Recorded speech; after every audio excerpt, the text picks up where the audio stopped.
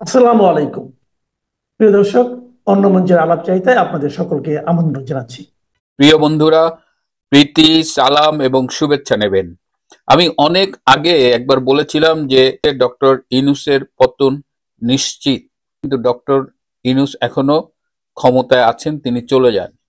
সেদিন কেন যাননি এটি নিয়ে আমি এতদিন আসলে কথা বলিনি। আজ একটু ইশারায় বলবো, ইঙ্গিত দেব যে একটা লোকের বেইমানির কারণে সেদিন ডক্টর ইউনূসের পতন হয়নি। সবকিছু সেট ছিল, রেডি ছিল, কিন্তু একটা মানুষ শেষ মুহূর্তে চোখ উল্টিয়ে ফেলেছে। এই মানুষটির আমি নাম বলবো না, কিন্তু আপনারা আহ, আমার বাকি কথা শুনে আমি নিশ্চিত আপনারা বুঝতে পারবেন। এই লোকটা যখন আপনার সাথে কথা বলবে মনে হবে যে তিনি আপনারই লোক, আপনার পছন্দ মতো কথা বলছে। সে যখন পেন্টাগনের সাথে কথা বলে তখন সে পেন্টাগনের লাইনে কথা বলে, যে সে যখন ভারতের সাথে কথা বলে তখন সে ভারতের লাইনে কথা বলে।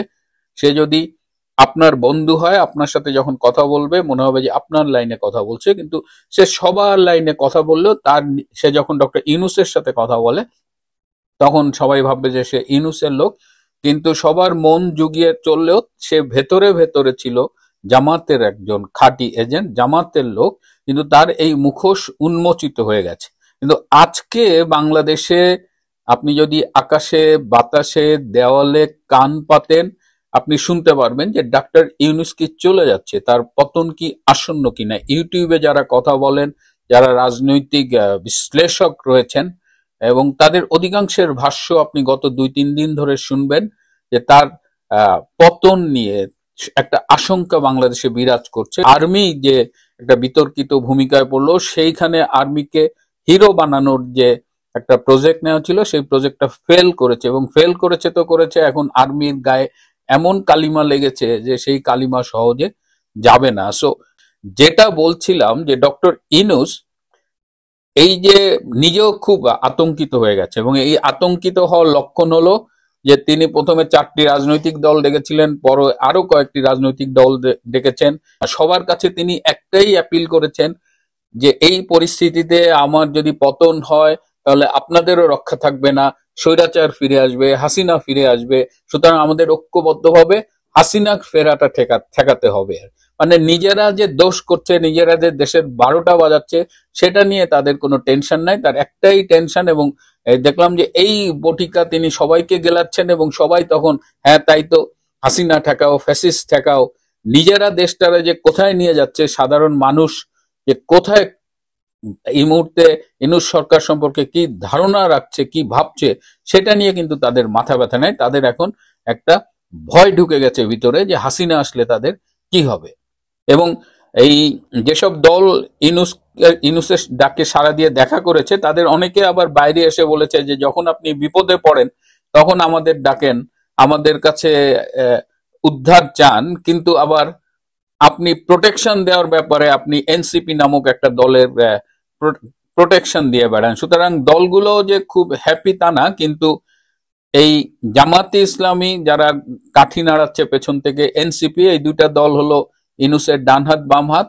আর বিএনপি বৃহত্তর রাজনৈতিক গেমে অ্যান্টি আওয়ামী লীগের জায়গা থেকে, এবং ক্ষমতায় না থাকলেও তারা ছেঁচড়ামি, লুটপাট, দান্দাবাজি, চাঁদাবাজি, খুন খারাপি সবই তারা করছে। তাদের লন্ডনে বসে নেতা ঠিকই বড় অঙ্কের চাঁদাবাজি করছে। সুতরাং তারাও বলা যায় যে এক ধরনের ক্ষমতা উপভোগ করছে। সুতরাং এই অবস্থায় তারাও দেখলাম যে ডক্টর ইউনূসের সাথে এই ডাকলেই ছুটে যাচ্ছে। এত বড় একটা দল বিএনপি, তার যে একটা নিজস্ব রাজনৈতিক স্ট্যান্ড সেটা আমরা দেখতে পাচ্ছি না, পুরো দেউলিয়া একটা অবস্থানে তারা আছে। এখন এই ভয়ের ফলে আরেকটা খুব মজার ঘটনা ঘটেছে আপনাদের জানাই। গত 4-5 দিন রাতের বেলায় ডক্টর ইউনূস কিন্তু যমুনায় ঘুমোচ্ছেন না। রাত 8টা বাজলেই তিনি যমুনা ছেড়ে চলে যান, এবং পরের দিন সকাল 8টায় আবার যমুনায় ফিরে আসেন। কামরুল হাসান আনসারী নামে একজন জামাতের সমর্থক, অনুসারী আছেন। তিনি গোলাম আজমের খুব ঘনিষ্ঠ ছিলেন। প্রতি রাতে এই কামরুল হাসান আনসারী ডক্টর ইউনূসকে নিয়ে ক্যান্টনমেন্টে চলে যান।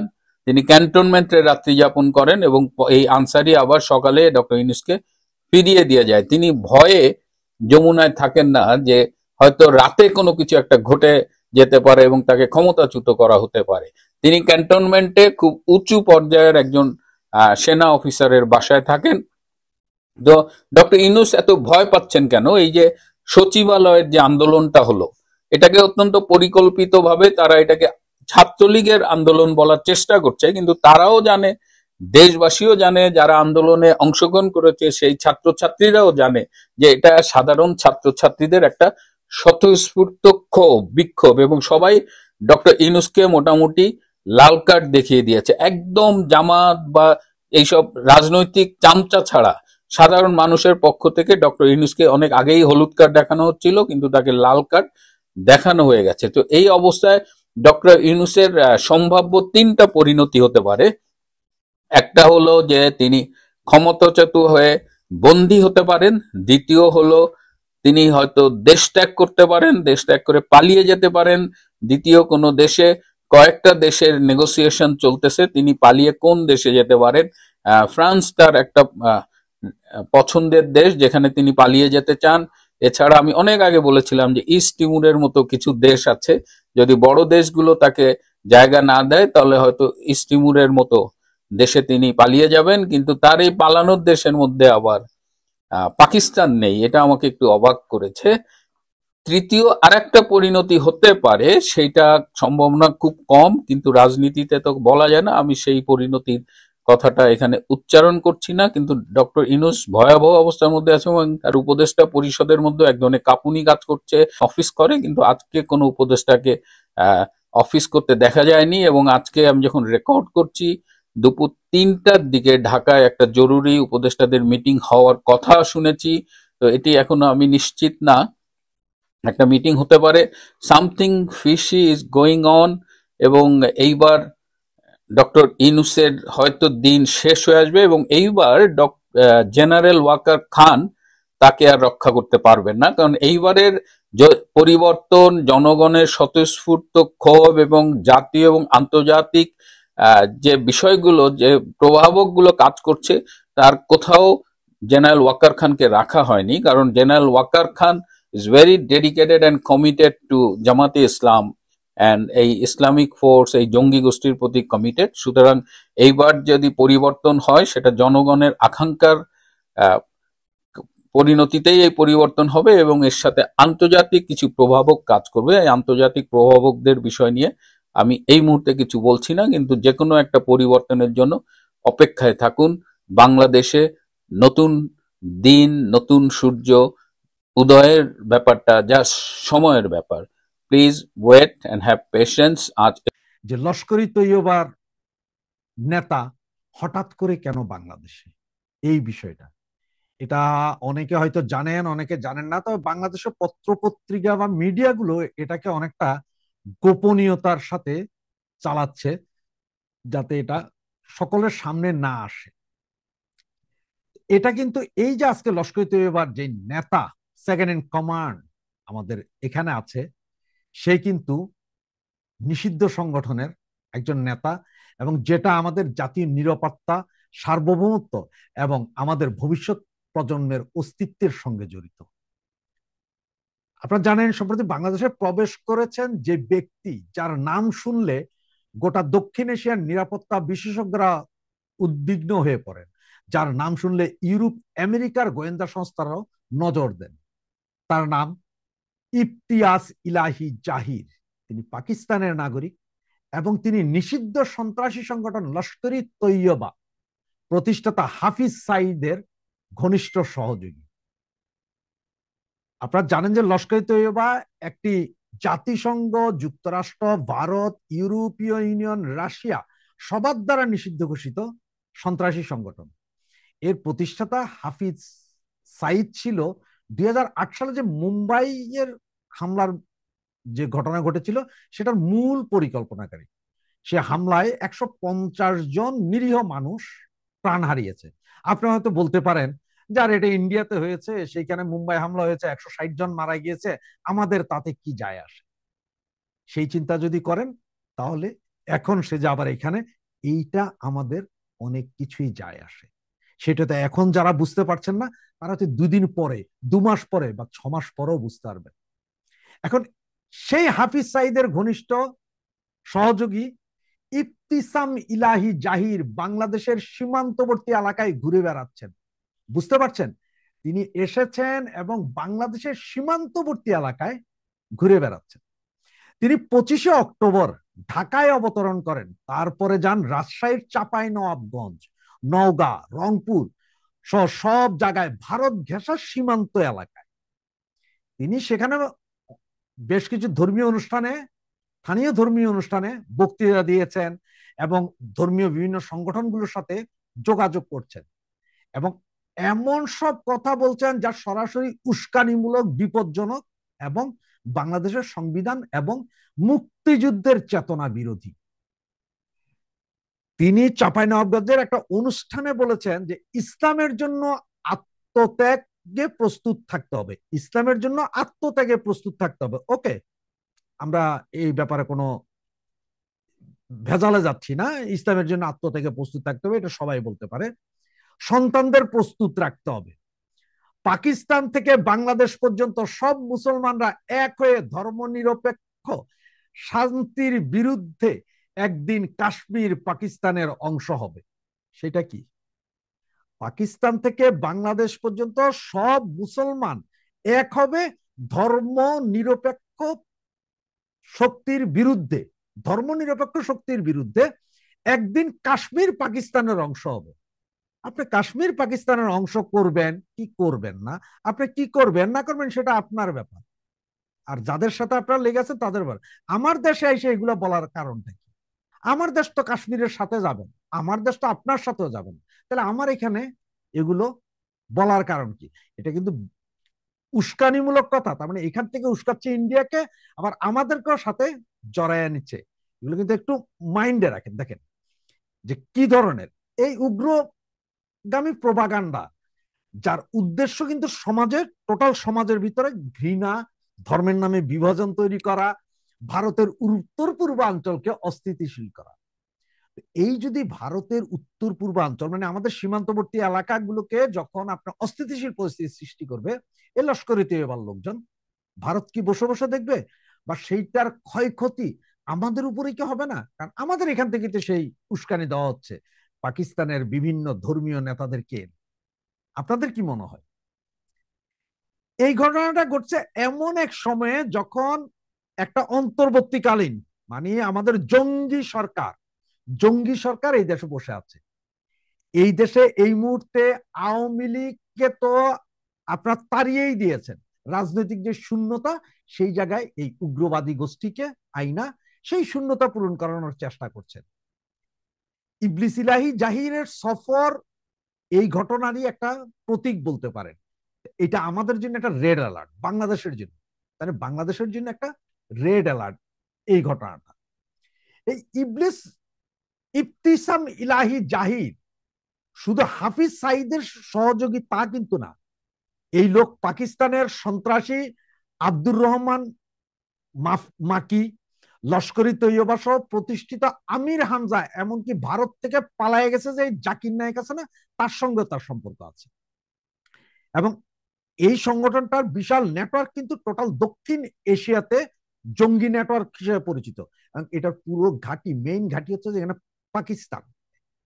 এবং আপনারা 2 দিন আগ থেকে একটা খবর হয়তো দেখতে পারেন যে হামাসের লোকজন নাকি আবার পাকিস্তানে ঢুকতে, যেটার উপর ইসরায়েলের এই মুহূর্তে নজর পড়ছে। এবং তারা যদি আবার এইখান পর্যন্ত এসে যায় তাহলে কি অবস্থা হবে আর বুঝতে পারেন। এখন আপনারা হয়তো বলতে পারেন যে আমাদের এত উদ্বেগ কেন? আমাদের উদ্বেগের কারণ কি?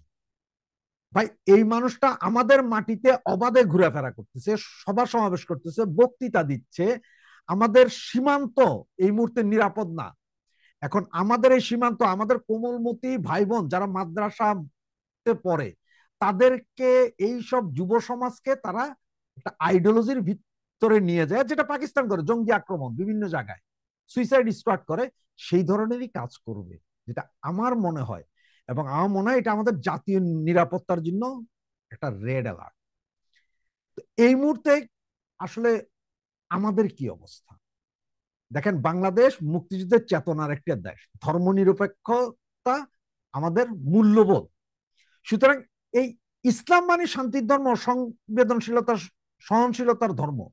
কিন্তু এই ইসলামের নাম দিয়ে যে ঘৃণ্য রাজনীতির সিস্টেম তৈরি করতেছে, এই সিস্টেমটাই হচ্ছে যে আমাদের জন্য বিপদ।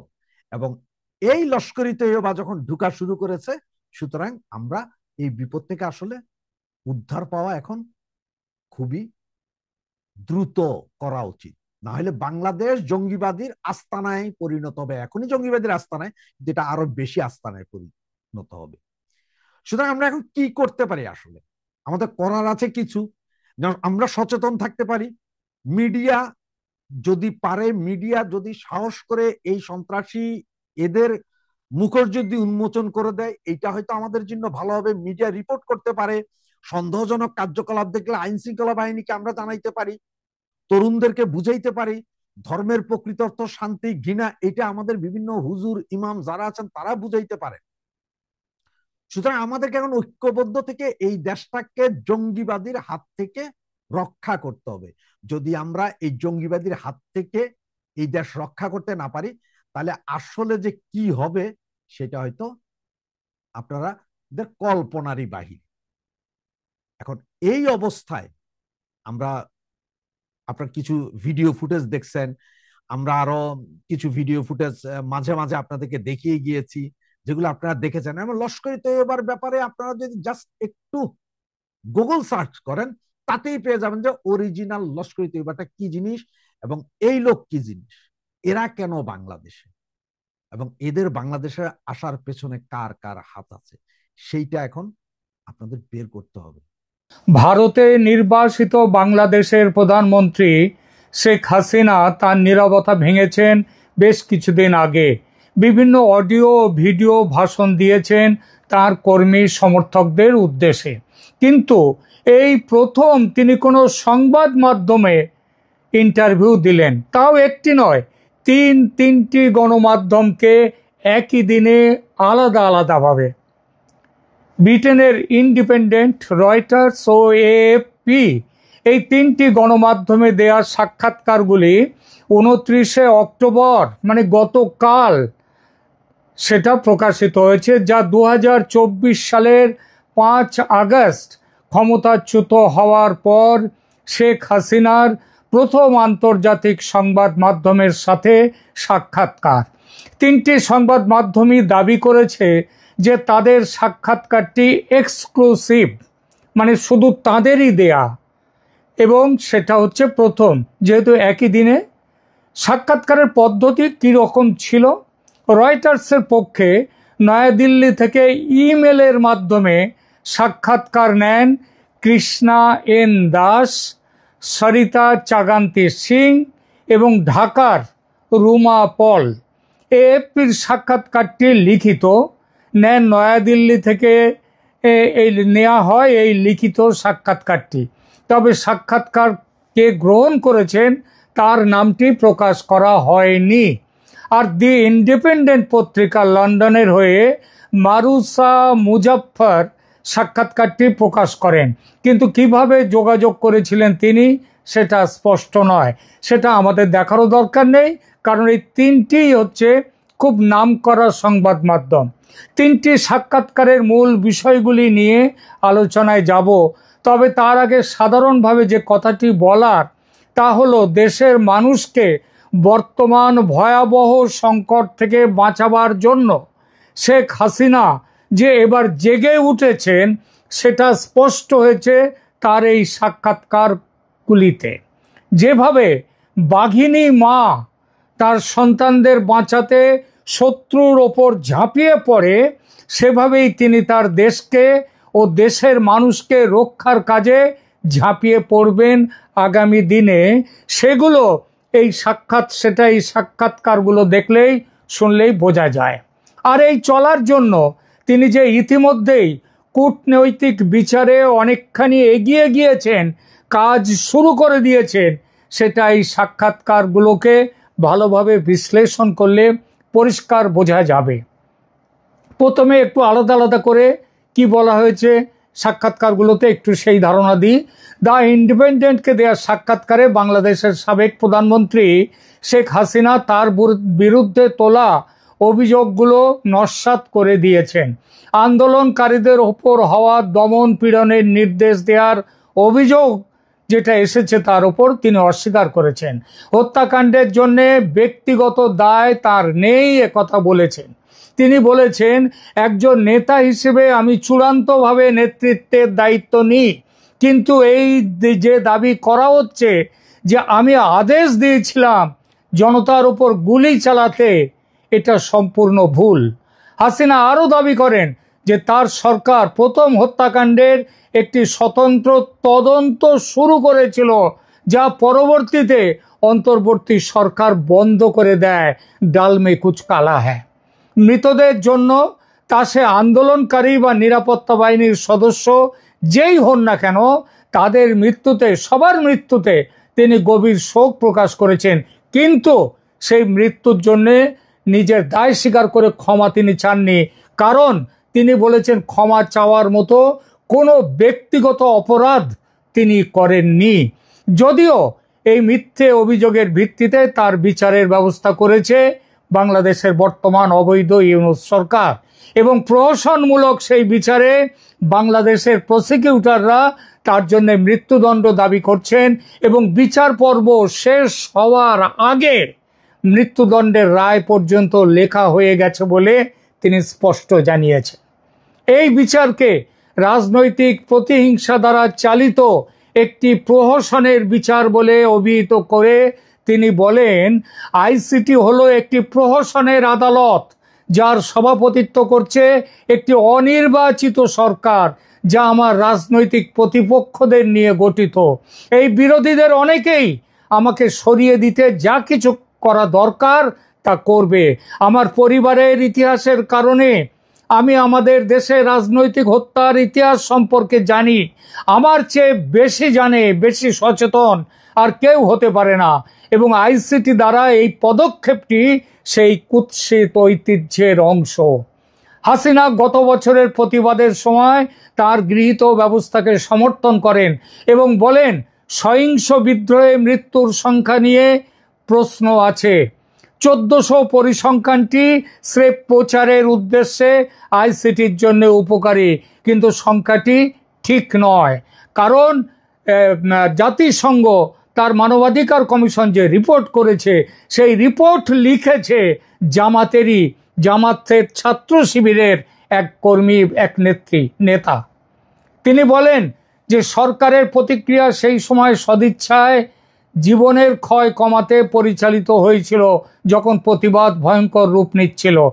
এবং হাসিনা দাবি করেন যে সহিংসতা তার সরকারের নির্দেশের কারণে নয়, বরং মাঠে উপস্থিত ছিলেন যে নিরাপত্তা কর্মকর্তা, তাদের নেওয়া সিদ্ধান্ত। কারণ অভিযোগগুলো আপোষপূর্ণ সাক্ষ্য এবং প্রমাণের উপর নির্ভর করে, যা একটি অনির্বাচিত সরকারের রাজনৈতিক লক্ষ্য পূরণের জন্য ম্যানিপুলেট করা হয়েছে এবং প্রসঙ্গের বাইরে নেওয়া হয়েছে। মূল সিদ্ধান্তগুলি যেগুলো নিরাপত্তা বাহিনী নিয়েছে, তারা দেশের সুপ্রতিষ্ঠিত অপারেশনাল নির্দেশিকা অনুসরণ করেছিল। পুলিশকে বন্দুক দেয়া হয়েছে তার প্রয়োজনে সেটা ব্যবহারের জন্যে। যখন তাদেরকে পুড়িয়ে মারা হচ্ছে, তখন তারা সেগুলো ব্যবহার করবে না, এটা কোনোদিন হতে পারে না। এই নির্দেশিকাগুলো নির্দিষ্ট পরিস্থিতিতে আগ্নেয়াস্ত্র ব্যবহারের অনুমোদন দেয়। গত বছরের 5 আগস্ট দেশ ছেড়ে যাওয়ার সিদ্ধান্তের কারণ হিসেবে তিনি বলেন যে প্রয়োজনের তাগিদে তিনি কাজ করেছিলেন। তিনি বলেন, আমি যদি থেকে যেতাম তাহলে আমার জীবনই বিপদে পড়তো না, আমার চারপাশের মানুষদের জীবনও বিপন্ন হতো। গণতন্ত্র পুনরুদ্ধারের প্রতিশ্রুতি দিয়েছেন তিনি বলেছেন, দেশ ছেড়ে চলে যাওয়া এবং বাংলাদেশে আওয়ামী লীগ নিষিদ্ধ হওয়া সত্ত্বেও তিনি বাংলাদেশে গণতন্ত্র পুনরুদ্ধার করে ছাড়বেন। শুধুমাত্র মুক্ত, সুষ্ঠু এবং অন্তর্ভুক্তিমূলক নির্বাচন দেশকে নিরাময় করতে পারে, এটা তিনি জোর দিয়ে বলেন। আর তার দলের তার যে শাসন সম্পর্কে, উত্তরাধিকার সম্পর্কে তিনি একটি খুব বড় কথা বলেছেন। তিনি বলেছেন যে উত্তরাধিকার তিনি রেখে যেতে চান, সেই নেতা হিসেবে স্মরণীয় হতে চান, সেই নেতা হিসেবে যিনি 1990-এর দশকে দীর্ঘ বছরের নিষ্ঠুর সামরিক শাসনের পর দেশে সংসদীয় গণতন্ত্র পুনরুদ্ধার করেছিলেন এবং লক্ষ লক্ষ মানুষকে দারিদ্র্য থেকে উত্তোলন করেছিলেন। তিনি বলেন যে এই অর্জনগুলো এখন বিপরীত হওয়ার হুমকির মুখে রয়েছে, ধ্বংসের মুখে রয়েছে। তার চূড়ান্ত বক্তব্য ছিল আইসিটি দ্বারা তার বিচারের উল্লেখ করে দি ইন্ডিপেন্ডেন্টকে তিনি বলেন, কোনো গণতান্ত্রিকভাবে নির্বাচিত নেতাকে সহিংস বিদ্রোহের মুখে তাদের দেশকে রক্ষা করার জন্যে, সাংবিধানিক দায়িত্ব পালনের করার জন্য যে ব্যবস্থাগুলো নিতে বাধ্য করা হয়েছিল তার জন্য বিচারের মুখোমুখি করা উচিত নয়। রয়টার্সের সাক্ষাৎকারের মূল বিষয়গুলো ছিল ভোট বর্জন সম্পর্কে তিনি বলেন, হাসিনা রয়টার্সকে বলেন যে আওয়ামী লীগের লক্ষ লক্ষ সমর্থক পরের বছরের জাতীয় নির্বাচন বর্জন করবে যদি দলটিকে নির্বাচনে প্রতিদ্বন্দ্বিতা করা থেকে নিষিদ্ধ করা হয়। তিনি বলেন আওয়ামী লীগের ওপর নিষেধাজ্ঞা শুধুমাত্র অন্যায় নয়, এটা স্বপরাজিত, তারা যে হেরে যাচ্ছে যারা ক্ষমতায় আছে এটা তার লক্ষণ। পরবর্তী সরকারের অবশ্যই নির্বাচনী বৈধতা থাকতে হবে। লক্ষ লক্ষ মানুষ আওয়ামী লীগকে সমর্থন করে, তাই বর্তমান অবস্থায় তারা ভোট দিতে পারবে না। আপনি লক্ষ লক্ষ মানুষকে তাদের ভোটাধিকার থেকে বঞ্চিত করতে পারবেন না যদি আপনি এমন একটি রাজনৈতিক ব্যবস্থা চান যা কাজ করে, যা গণতন্ত্রের পক্ষে থাকে। গণতন্ত্র আনতে গেলে আওয়ামী লীগকে রাখতেই হবে। তিনি দেশে ফেরা নিয়ে তিনি বলেন যে তিনি তার দলকে বাদ দিয়ে নির্বাচনের পরে যদি কোনো সরকার গঠিত হয়, যে সরকারে তার দল থাকবে না, নির্বাচনে তার দল থাকবে না, সেই বাংলাদেশে তিনি ফিরবেন না। দলের ভবিষ্যৎ কেমন দেখছেন তিনি, এই ব্যাপারে হাসিনা জানান যে আওয়ামী লীগের নেতৃত্ব তার পরিবারের জন্য নির্দিষ্ট নয়, তার পরিবারের উপরে নির্ভর করে না আওয়ামী লীগের নেতৃত্ব। এটা খুব বড় কথা।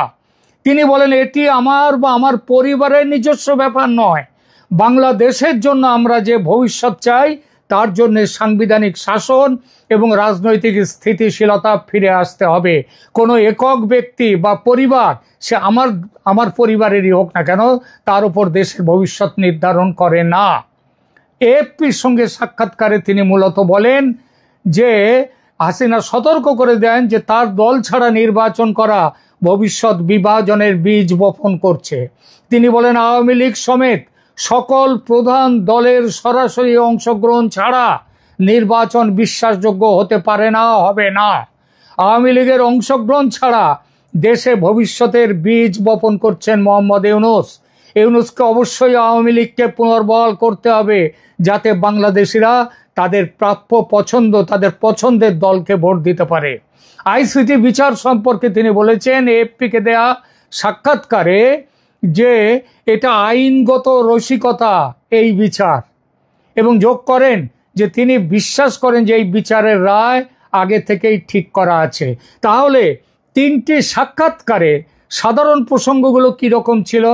এক, আন্তর্জাতিক অপরাধ ট্রাইব্যুনাল, যাকে তিনি বলেছেন প্রহসনের আদালত, আইনগত রসিকতা এবং রাজনৈতিক উদ্দেশ্য প্রণোদিত। তিনি যে বলেছেন যে ট্রাইব্যুনাল তার রাজনৈতিক বিরোধীদের নিয়ে গঠিত, একটি অনির্বাচিত সরকার দ্বারা পরিচালিত, এবং এরা একটা আগে থেকেই ঠিক করা রায় দিয়ে দেবে, হয়তো সেটা তার মৃত্যুদণ্ড। দুই, তিনি ক্ষমা চাইতে অস্বীকার করেছেন।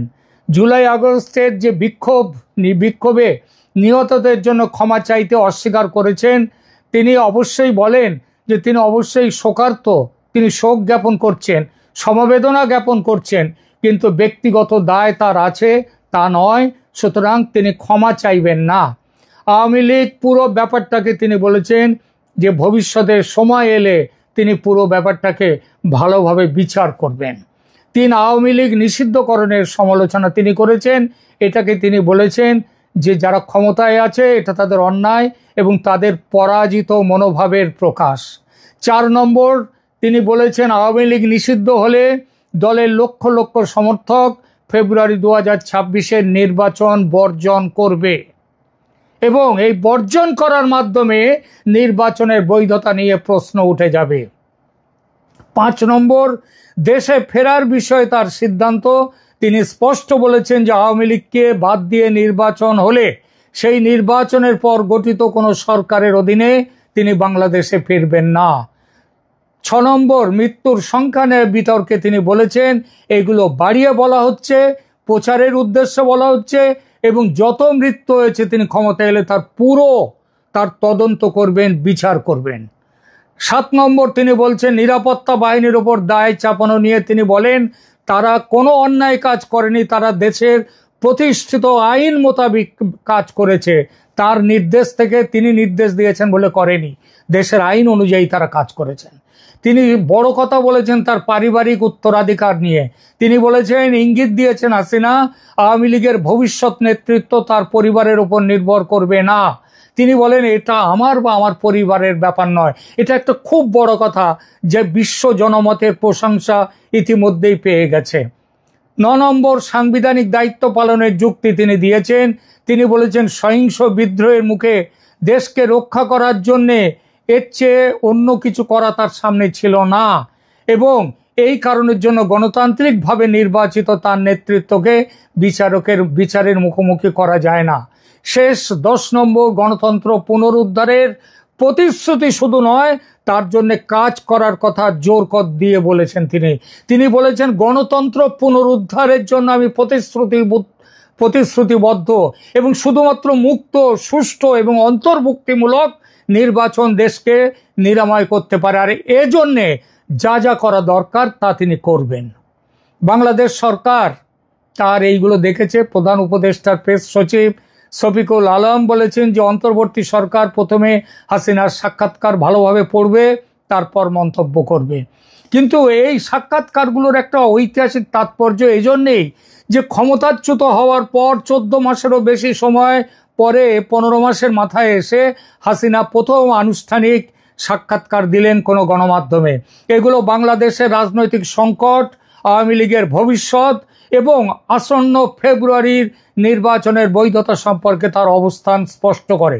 কিন্তু শুধু এই বিষয়গুলো নয়, একটু ভালো করে নজর করলে এবং বিশেষ করে তার না বলা কথাগুলো বিশ্লেষণ করলে স্পষ্ট বোঝা যায় কূটনৈতিকভাবে শেখ হাসিনার সঙ্গে পাল্লা দেওয়ার মতো ক্ষমতা ও বুদ্ধি বাংলাদেশের রাজনীতিতে আর কারো নেই। কি সেই না বলা কথাগুলো? আপনারা অবাক হয়ে যাবেন, কিন্তু আমি যখন বলবো তখন বুঝতে পারবেন কেন বলছি না বলা কথাগুলো। 1 নম্বর, শেখ হাসিনা তার এই সাক্ষাৎকারে, 3টে সাক্ষাৎকারে পশ্চিমীদের ষড়যন্ত্র বিষয়ে একেবারে নীরব থেকে গেছেন। দ্য ইন্ডিপেন্ডেন্ট, রয়টার্স এবং এএফপিকে দেয়া 3টি সাক্ষাৎকারেই শেখ হাসিনা সচেতনভাবে তার সরকারের পতনের জন্য পশ্চিমাদের বা সাদা চামড়ার মানুষদের ষড়যন্ত্রের কোনো উল্লেখ করেননি। এটা একটি অত্যন্ত উল্লেখযোগ্য কূটনৈতিক চাল, কারণ ক্ষমতাচ্যুত হওয়ার পর তিনি এই বিষয় নিয়ে অত্যন্ত সোচ্চার ছিলেন।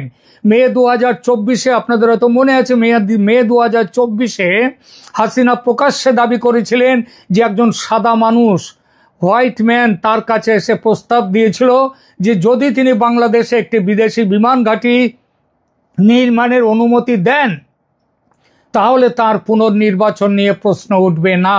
তিনি আরো বলেন যে পশ্চিমা শক্তিরা পূর্ব তিমুরের মতো একটা খ্রিস্টান রাষ্ট্র তৈরি করার পরিকল্পনা করছে বাংলাদেশের চট্টগ্রাম পার্বত্য অঞ্চল এবং মিয়ানমারের অংশ নিয়ে। আগস্ট 2024-এ ক্ষমতাচ্যুত হওয়ার পরপরই হাসিনা বলেছিলেন যে তিনি সেন্ট মার্টিনস দ্বীপের সার্বভৌমত্ব আমেরিকার হাতে তুলে না দেওয়ার জন্যেই ক্ষমতাচ্যুত হয়েছেন। আমেরিকা তাকে ক্ষমতাচ্যুত করেছে। তিনি বলেন, আমি ক্ষমতায় থাকতে পারতাম যদি সেন্ট মার্টিন এবং বঙ্গোপসাগর আমেরিকাকে দিয়ে দিতাম। ডিসেম্বর 2024 এবং 2025 সালের প্রথমার্ধে তার ভার্চুয়াল ভাষণে হাসিনা বারবার বিদেশি ষড়যন্ত্র এবং মোহাম্মদ ইউনূসকে বিদেশি শক্তির সাথে ষড়যন্ত্রকারী হিসেবে উল্লেখ করেছেন। কিন্তু এবারের এই 3টি সাক্ষাৎকারের কোনোটিতেই একটি কথা তিনি বলেননি এই নিয়ে। একদম নীরব। এই নীরবতা কৌশলগত এবং অত্যন্ত সচেতনভাবে তিনি নীরব থেকেছেন। এর পেছনে গুরুত্বপূর্ণ কারণগুলো হচ্ছে, গত কিছুদিন ধরে একাধিক প্রতিবেদনে আমি বলেছি শেখ হাসিনার প্রতি আমেরিকার ট্রাম্প প্রশাসনের মনোভাব অনেকটাই পাল্টে গেছে। ভারত ও আমেরিকা যৌথভাবে বাংলাদেশকে ইউনূসের মৌলবাদী শক্তির কবল থেকে উদ্ধার করে গণতন্ত্রের পথে ফিরিয়ে আনতে চায় এখন। আর এই কাজ তখনই হতে পারে যখন শেখ হাসিনা এই প্রক্রিয়ায় বড় ভূমিকা নেবেন। এমনকি দেশের ক্ষমতা যদি তিনি হাতে পান তাহলেই দেশ উদ্ধার হবে। একই মত ইউরোপের বিভিন্ন দেশের। এই পরিস্থিতিতে পুরনো কাসুন্দি ঘাটাঘাটি করাটা বুদ্ধিমানের কাজ নয়, তাই নীরব থেকেছেন শেখ হাসিনা। তার মানে অবশ্য অভিযোগ থেকে যে তাদের মুক্ত করে দিয়েছেন তা কিন্তু নয়, শুধু উৎস রেখেছেন। বরং যে বিষয়গুলি তার কাছে এখন জ্বলন্ত তিনি সেই বিষয়গুলোর উপর জোর দিয়েছেন। যেমন তার বিরুদ্ধে গণহত্যার অভিযোগ, আইসিটির বিচার প্রহসন, আওয়ামী লীগকে নিষিদ্ধ করা, আওয়ামী লীগকে বাদ দিয়ে নির্বাচন করতে যাওয়া ইত্যাদি বিষয়। হাসিনা জানেন বিশ্ব জনমত ক্রমশ তার বক্তব্যের সপক্ষে আসছে। এ সময় ষড়যন্ত্রের কথা উল্লেখ করলে হিতে বিপরীত হবে। দ্বিতীয় কারণ, লক্ষ্য হচ্ছে দর্শক পরিবর্তন। হাসিনার পূর্ববর্তী ষড়যন্ত্র তত্ত্বগুলো মূলত ঘরোয়া দর্শকদের উদ্দেশ্যে ছিল। ভার্চুয়াল ভাষণে তিনি আওয়ামী লীগের সমর্থকদের সাথে কথা বলছিলেন যারা এই ন্যারেটিভকে সমর্থন করে। অক্টোবর 2025-এর সাক্ষাৎকারগুলো আন্তর্জাতিক এবং গতকাল যে সাক্ষাৎকার দিয়েছেন এগুলো পশ্চিমা দর্শকদের জন্য, আন্তর্জাতিক দর্শকদের জন্য। এই দর্শকরা নিজের দেশের সরকারের ষড়যন্ত্র ভালোভাবে নেবেন না, আর এই ব্যাপারটায় যেহেতু ষড়যন্ত্রের কথা উল্লেখ নেই তারা হাসিনার পক্ষে আসবেন। 3 নম্বর হচ্ছে আইনগত কৌশল। হাসিনা আন্তর্জাতিক অপরাধ ট্রাইব্যুনালে একটা সম্ভাব্য মৃত্যুদণ্ডের রায়ের মুখোমুখি। তার আইনি প্রতিরক্ষার ভিত্তি হলো যে এই বিচার রাজনৈতিক উদ্দেশ্য প্রণোদিত এবং প্রহসন। তিনি সেটাই করেছেন, জোর দিয়েছেন বিচারের প্রহসন বিষয়টিতে এবং সারা পৃথিবীতে তার সেই কথা ছড়িয়ে দিলেন। 4 নম্বর, নতুন কৌশলগত ফ্রেমিং। হাসিনা তার সাক্ষাৎকারে একটা ভিন্ন ন্যারেটিভ তৈরি করেছেন। তিনি একজন গণতান্ত্রিকভাবে নির্বাচিত নেতা যিনি সহিংস বিদ্রোহের শিকার হয়েছেন। তার বিচার রাজনৈতিক প্রতিহিংসা দ্বারা চালিত। আওয়ামী লীগ নিষিদ্ধকরণ করা হয়েছে গণতন্ত্রকে হত্যা করার জন্য। এর মাধ্যমে ইউনূস সরকারের চরিত্রটা তিনি পরিষ্কার করে দিলেন। আর একটা বড় কথা, তিনি পারিবারিক উত্তরাধিকার থেকে দূরে সরে যাচ্ছেন এবং বাংলাদেশের ভবিষ্যৎ নিয়ে চিন্তিত। এই ফ্রেমিং পশ্চিমা দর্শকদের কাছে অনেক বেশি কার্যকর এবং বিশ্বাসযোগ্য, যারা উত্তরাধিকার সূত্রের নেতৃত্বকে সমর্থন করে না। এটা হাসিনাকে ষড়যন্ত্রবাদী নয়, বরং নির্যাতিত একজন রাজনৈতিক নেতা হিসেবে বিশ্বের কাছে উপস্থাপিত করে। এই সাক্ষাৎকারের প্রতিক্রিয়া কি হয়েছে? হাসিনার পক্ষে, আওয়ামী লীগের পক্ষে বিশ্বের তাবৎ বিখ্যাত মানবাধিকার সংগঠনগুলো ইতিমধ্যেই মুখ খুলেছে। ভারত তো অনেক আগে থেকে আওয়ামী লীগকে নিয়ে নির্বাচনের কথা বলেছে। আমেরিকা তখন শুধু ফ্রি অ্যান্ড ফেয়ার ইলেকশন বলছিল, ইনক্লুসিভ ইলেকশন বলছিল না। সেই আমেরিকা তার অবস্থান পাল্টে ইনক্লুসিভ ইলেকশনের কথা বলছে, আওয়ামী লীগকে বাদ দিয়ে নির্বাচনের বিরোধিতা করছে, পরিষ্কারভাবে বলছে আওয়ামী লীগকে নিয়ে নির্বাচন করতে হবে। নিশ্চিতভাবেই বাংলাদেশের বর্তমান পরিস্থিতি থেকে উদ্ধারের পথ হিসেবে বিশ্ব জনমত আরো দ্রুত এসে যাবে শেখ হাসিনার পক্ষে। একদিনে 3টি ইন্টারভিউ দিয়ে বাঘিনী মা সেই সম্ভাবনার দরজা খুলে দিলেন।